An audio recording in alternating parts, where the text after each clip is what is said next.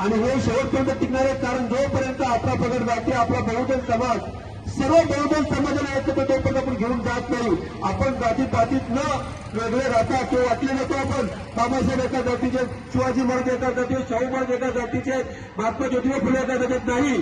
हे सगळे जे होते हे महामानव होते. हे आपल्या भारताचे होते, त्या देशाचे होते.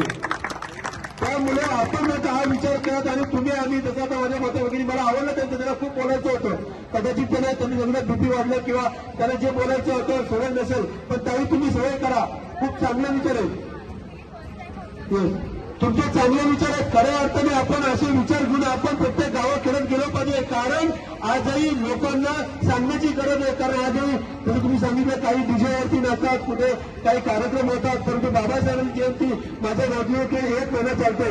14 एप्रिल ते 14 मे पण चालते. आपण असा संकल्प केला म्हणजे तुम्ही आम्ही सगळ्यांनी की आपण एक दिवस गाड्या वस्तीवरती गेलो पाहिजे आणि बाबासाहेबांचे विचार आपण त्या गाड्या वस्तीवरती सांगितले तर खऱ्या अर्थाने जयंती साजरी होईल असं मला वाटतंय.